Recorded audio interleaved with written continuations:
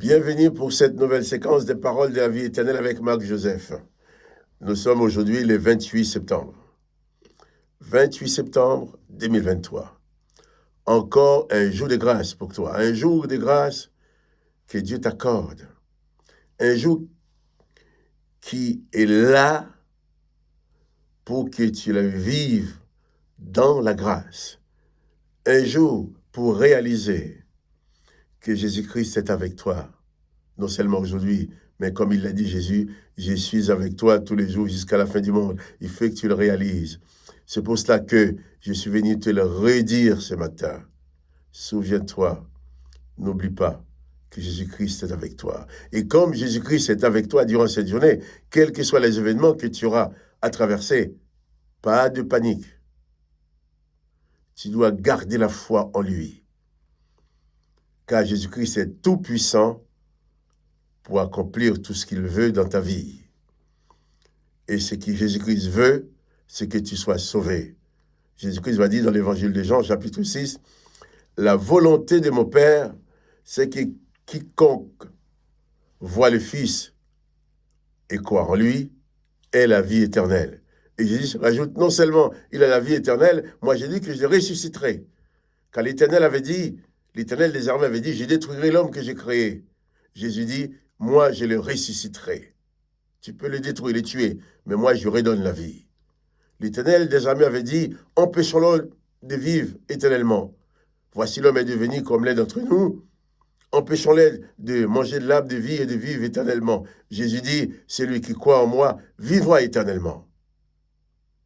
Ah oui, je viens de citer les deux raisons pour lesquelles les sacrificateurs, les scribes, les serviteurs de l'Éternel ont poussé Pilate à condamner Jésus. Ont poussé le peuple à demander à Pilate la mort de Jésus. Ils disent que Jésus enseigne des choses que leur religion ne peuvent pas le permettre d'accepter. Car Jésus contredit des choses de l'Ancien Testament qui étaient la base de leur vie. Quand Jésus dit « Celui qui croit en moi vivra éternellement », quand Jésus dit qu'il est le Fils unique de Dieu, quand Jésus dit « Je le ressusciterai concernant ce que l'Éternel va tuer », ah non, ils ne pouvaient pas supporter ça. Quand Jésus leur dit, au lieu de tuer le pécheur, il faut tuer le péché. C'est le mal qu'il faut détruire dans la vie des hommes. Mais ce n'est pas les hommes qu'il faut détruire.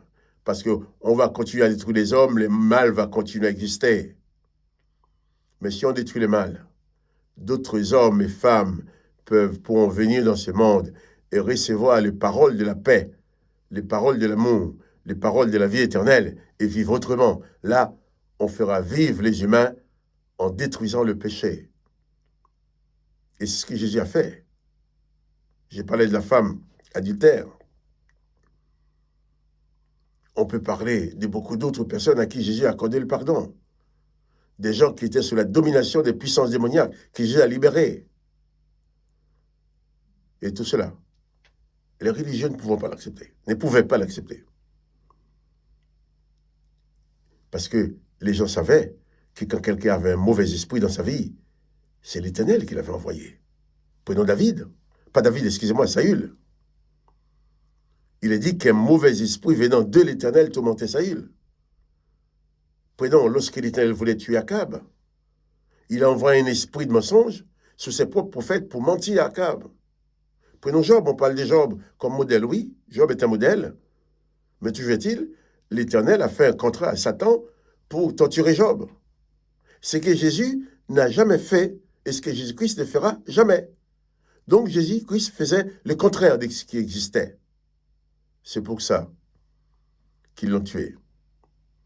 Et nous avons lu hier que Jésus sur la croix, tout cela qui était content de sa mort, était en train de se moquer de lui. Et j'avais posé la question, à savoir, pour chacun de nous, que vas-tu faire de Jésus?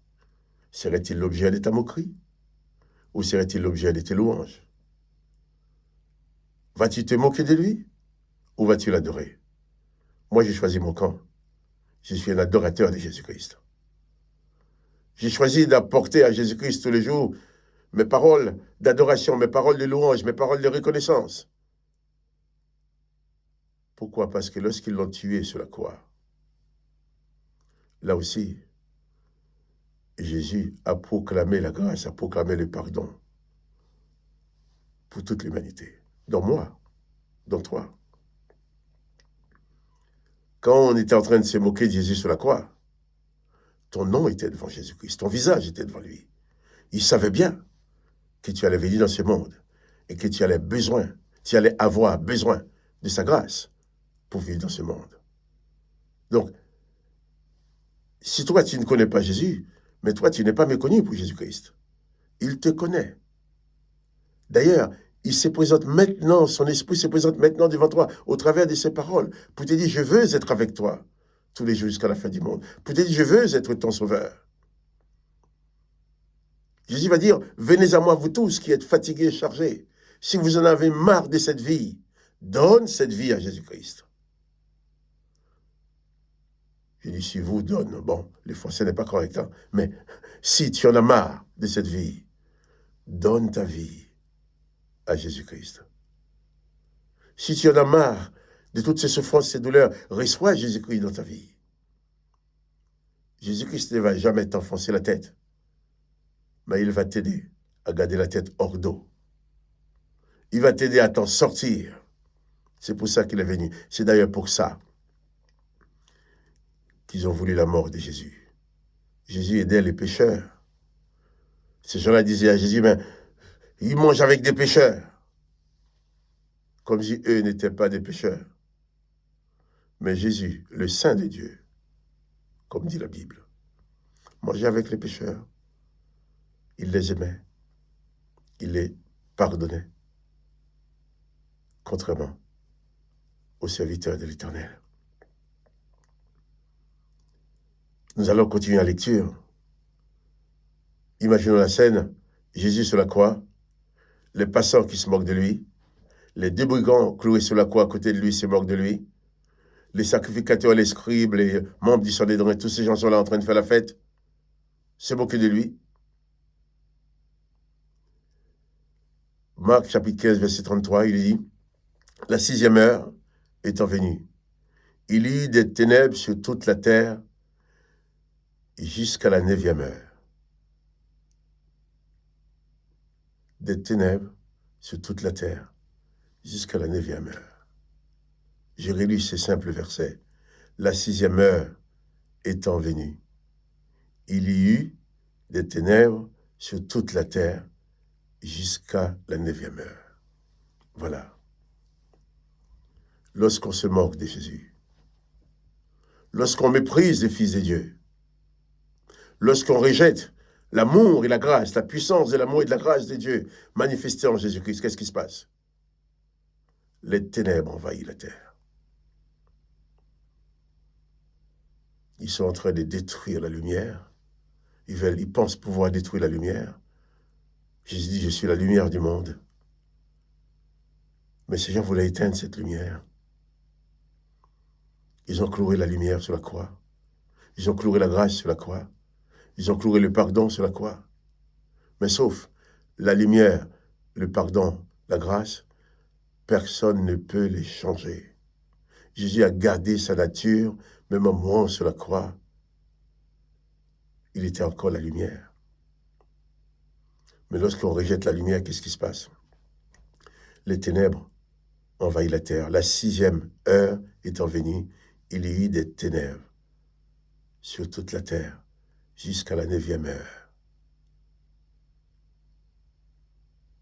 Jésus sur la croix, les gens se moquent de lui, ils sont envahis de ténèbres. Je m'arrête sur ce simple verset pour dire, à chaque fois tu repousses Jésus de ta vie, eh bien ce sont les ténèbres qui t'envahissent. Tu perds le contrôle, dans les ténèbres on ne voit rien, on ne comprend plus rien. Dans les ténèbres, si on marche dans les ténèbres, on ne voit rien, on peut se cogner contre un poteau, on peut se cogner contre un mur, on peut se faire du mal. On ne voit pas où on met le pied, on voit pas ça, on ne reconnaît pas les directions. C'est dans les ténèbres. En voulant tuer Jésus, ils ont provoqué des ténèbres. J'ai dit cela pour dire à chacun de nous, la présence de Jésus dans ta vie, c'est la lumière. Quand tu honores Jésus, tu fais jaillir la lumière dans ta vie. Quand tu honores Jésus, quand tu glorifies le nom de Jésus, quand tu te mets en communion avec Jésus-Christ, tu allumes la lumière, tu fais jaillir la lumière dans ta vie. Mais si tu commences à te détourner de Jésus, commences à te moquer de lui, commences à oublier sa parole, eh bien les ténèbres envahissent ta vie. Toute la terre n'était pas en train de se moquer de Jésus. Mais juste cette partie qui se moquait de lui, cette partie des humains qui se moquaient de lui a fait que les ténèbres ont envahi toute la terre. Donc je te dis, ne laisse pas les ténèbres envahir ta vie. Reçois Jésus-Christ dans ton cœur. Fais de Jésus-Christ ton maître et ton sauveur. Glorifie le nom de Jésus-Christ.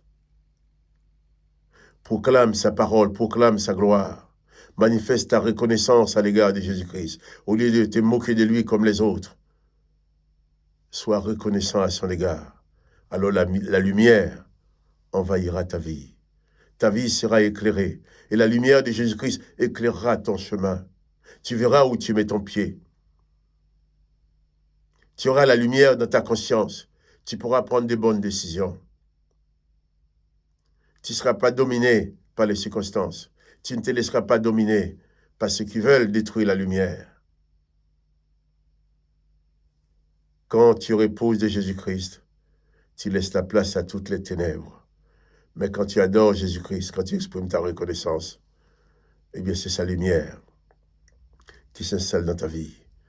Et quand la lumière de Jésus-Christ est dans ta vie, tu sais où tu vas. Tu vois clair. Il te dirige. Il te conduit sur les droits chemins. Sur les chemins de la paix, les chemins de l'amour, les chemins de la grâce. Ne te place pas parmi les moqueurs. Place-toi parmi les adorateurs de Jésus-Christ. Et il n'y aura plus de ténèbres dans ta vie. Jésus-Christ est ta lumière. Les passants l'injurièrent, les soldats l'injurièrent, les religieux l'injurièrent, alors les ténèbres ont envahi le monde. Si tu veux que la lumière remplace les ténèbres de ce monde, sois donc un adorateur de Jésus-Christ. Que la lumière remplace les ténèbres déjà de ta vie, mais je dis bien de ce monde, car tu peux être une lumière qui brille et qui proclame les paroles de la grâce, qui proclame la lumière dans ce monde. Que le nom de Jésus-Christ soit béni, que toi aussi tu sois béni. Quant à moi, Marc-Joseph, je te dis, souviens-toi, n'oublie pas que Jésus-Christ est avec toi tous les jours jusqu'à la fin du monde. Pas de panique dans les circonstances. Fais en sorte que la lumière de Jésus-Christ éclaire toujours ta vie et tu trouveras toujours la bonne direction, car Jésus-Christ te dirige. Et avant de te dire au revoir, je te demande de ne pas oublier de donner un petit coup de pouce, dis que tu aimes. Si tu aimes cette vidéo, clique sur j'aime pour qu'elle soit proposée aux autres. Que le nom de Jésus-Christ soit béni, que son nom soit glorifié et honoré, que toi aussi tu sois béni. Et moi je te dis, à demain, pour une autre séquence de paroles de la vie éternelle. Pas de panique, Jésus-Christ est avec toi.